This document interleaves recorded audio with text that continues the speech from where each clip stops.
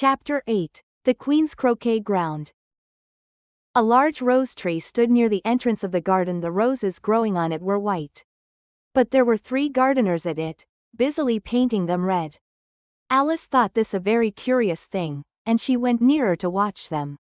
And just as she came up to them, she heard one of them say, "Look out now, 5.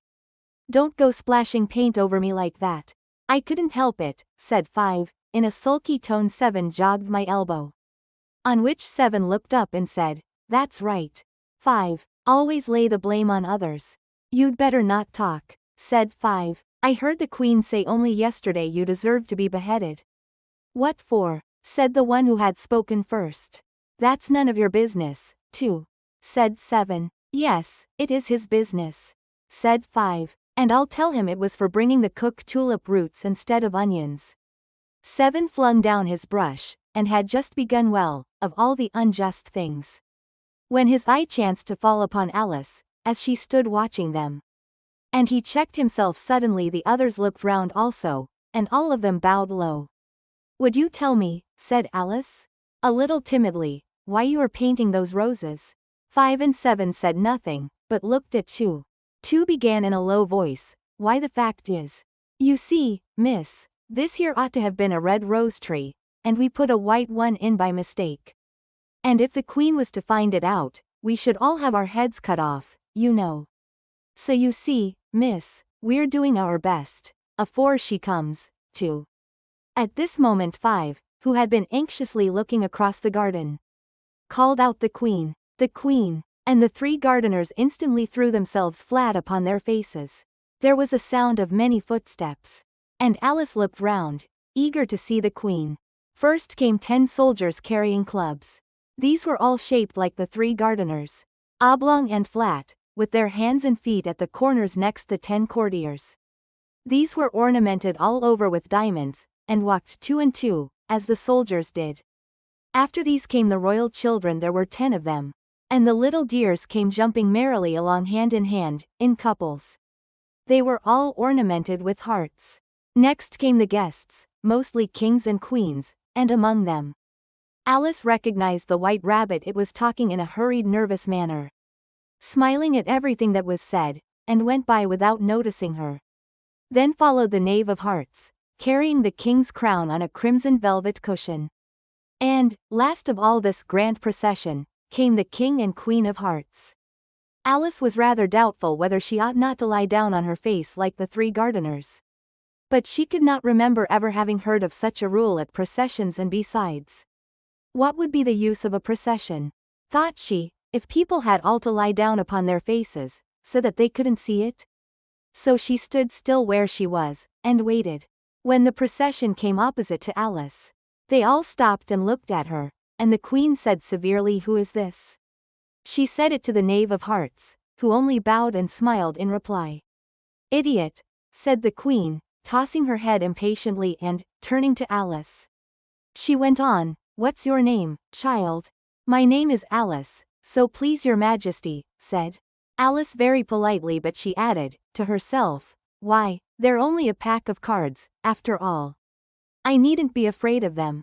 "And who are these?" said the Queen, pointing to the 3 gardeners who were lying round the rose tree. For, you see, as they were lying on their faces, and the pattern on their backs was the same as the rest of the pack, she could not tell whether they were gardeners, or soldiers, or courtiers, or 3 of her own children. "How should I know?" said Alice, surprised at her own courage. "It's no business of mine." The Queen turned crimson with fury, and, after glaring at her for a moment like a wild beast, screamed off with her head off. "Nonsense," said Alice, very loudly and decidedly, and the Queen was silent. The King laid his hand upon her arm, and timidly said, "Consider, my dear. She is only a child." The Queen turned angrily away from him, and said to the Knave, "Turn them over." The Knave did so, very carefully, with 1 foot. "Get up," said the Queen, in a shrill, loud voice. And the 3 gardeners instantly jumped up, and began bowing to the King, the Queen, the royal children, and everybody else.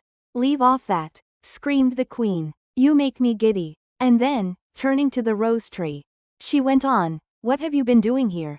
May it please your majesty, said two, in a very humble tone, going down on one knee. As he spoke, we were trying. I see, said the queen, who had meanwhile been examining the roses. Off with their heads, and the procession moved on. 3 of the soldiers remaining behind to execute the unfortunate gardeners, who ran to Alice for protection. You shan't be beheaded, said Alice, and she put them into a large flower pot that stood near. The 3 soldiers wandered about for a minute or two, looking for them, and then quietly marched off after the others. Are their heads off? Shouted the queen. Their heads are gone, if it please your majesty, the soldiers shouted in reply. That's right, shouted the queen. Can you play croquet? The soldiers were silent, and looked at Alice, as the question was evidently meant for her. Yes, shouted Alice. Come on, then, roared the queen, and Alice joined the procession, wondering very much what would happen next. It's a very fine day, said a timid voice at her side. She was walking by the white rabbit, who was peeping anxiously into her face. Very, said Alice. Where's the Duchess? Hush, hush, said the rabbit in a low, hurried tone. He looked anxiously over his shoulder as he spoke, and then raised himself upon tiptoe, put his mouth close to her ear, and whispered, she's under sentence of execution. What for? Said Alice. Did you say, what a pity? The rabbit asked. No, I didn't, said Alice. I don't think it's at all a pity. I said, what for? She boxed the queen's ears, the rabbit began. Alice gave a little scream of laughter. Oh, hush, the rabbit whispered in a frightened tone. The queen will hear you. You see, she came rather late, and the queen said. Get to your places, shouted the queen in a voice of thunder. And people began running about in all directions, tumbling up against each other. However, they got settled down in a minute or two, and the game began. Alice thought she had never seen such a curious croquet ground in her life. It was all ridges and furrows. The balls were live hedgehogs. The mallets live flamingos, and the soldiers had to double themselves up, and to stand on their hands and feet, to make the arches. The chief difficulty Alice found at first was in managing her flamingo. She succeeded in getting its body tucked away, comfortably enough, under her arm, with its legs hanging down. But generally, just as she had got its neck nicely straightened out, and was going to give the hedgehog a blow with its head, it would twist itself round and look up in her face, with such a puzzled expression that she could not help bursting out laughing. And when she had got its head down, and was going to begin again, it was very provoking to find that the hedgehog had unrolled itself, and was in the act of crawling away. Besides all this, there was generally a ridge or furrow in the way wherever she wanted to send the hedgehog to, and, as the doubled up soldiers were always getting up and walking off to other parts of the ground, Alice soon came to the conclusion that it was a very difficult game indeed. The players all played at once without waiting for turns, quarreling all the while, and fighting for the hedgehogs, and in a very short time, the queen was in a furious passion, and went stamping about, and shouting off with his head, or off with her head, about once in a minute. Alice began to feel very uneasy, to be sure. She had not as yet had any dispute with the queen, but she knew that it might happen any minute, and then, thought she, what would become of me? They're dreadfully fond of beheading people here. The great wonder is, that there's anyone left alive. She was looking about for some way of escape, and wondering whether she could get away without being seen, when she noticed a curious appearance in the air. It puzzled her very much at first, but, after watching it a minute or two, she made it out to be a grin. And she said to herself, it's the Cheshire Cat. Now I shall have somebody to talk to. How are you getting on? Said the cat, as soon as there was mouth enough for it to speak with. Alice waited till the eyes appeared, and then nodded. It's no use speaking to it, she thought, till its ears have come, or at least one of them. In another minute the whole head appeared, and then Alice put down her flamingo, and began an account of the game, feeling very glad she had someone to listen to her. The cat seemed to think that there was enough of it now in sight, and no more of it appeared. I don't think they play at all fairly, Alice began, in rather a complaining tone. And they all quarrel so dreadfully one can't hear oneself speak, and they don't seem to have any rules in particular, at least, if there are. Nobody attends to them and you've no idea how confusing it is all the things being alive. For instance, there's the arch I've got to go through next. Walking about at the other end of the ground, and I should have croqueted the queen's hedgehog just now, only it ran away when it saw mine coming. How do you like the queen? Said the cat in a low voice. Not at all, said Alice, she's so extremely. Just then she noticed that the queen was close behind her, listening. So she went on, likely to win, that it's hardly worthwhile finishing the game. The queen smiled and passed on. Who are you talking to? Said the king, going up to Alice, and looking at the cat's head with great curiosity. It's a friend of mine, a Cheshire cat, said Alice. Allow me to introduce it. I don't like the look of it at all, said the king. However, it may kiss my hand if it likes. I'd rather not, the cat remarked. Don't be impertinent, said the king, and don't look at me like that. He got behind Alice as he spoke. A cat may look at a king, said Alice. I've read that in some book, but I don't remember where. Well, it must be removed, said the king very decidedly. And he called the queen, who was passing at the moment, my dear. I wish you would have this cat removed. The queen had only one way of settling all difficulties, great or small. Off with his head, she said, without even looking round. I'll fetch the executioner myself, said the king eagerly. And he hurried off. Alice thought she might as well go back, and see how the game was going on. As she heard the queen's voice in the distance, screaming with passion.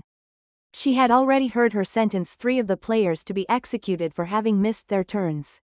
And she did not like the look of things at all, as the game was in such confusion that she never knew whether it was her turn or not. So she went in search of her hedgehog. The hedgehog was engaged in a fight with another hedgehog, which seemed Alice an excellent opportunity for croqueting one of them with the other. The only difficulty was, that her flamingo was gone across to the other side of the garden, where Alice could see it trying in a helpless sort of way to fly up into a tree. By the time she had caught the flamingo and brought it back, the fight was over. And both the hedgehogs were out of sight. But it doesn't matter much, thought Alice, as all the arches are gone from this side of the ground. So she tucked it away under her arm, that it might not escape again, and went back for a little more conversation with her friend. When she got back to the Cheshire cat, she was surprised to find quite a large crowd collected round it. There was a dispute going on between the executioner, the king, and the queen, who were all talking at once, while all the rest were quite silent, and looked very uncomfortable. The moment Alice appeared, she was appealed to by all 3 to settle the question. And they repeated their arguments to her. Though, as they all spoke at once, she found it very hard indeed to make out exactly what they said. The executioner's argument was, that you couldn't cut off a head unless there was a body to cut it off from. That he had never had to do such a thing before, and he wasn't going to begin at his time of life.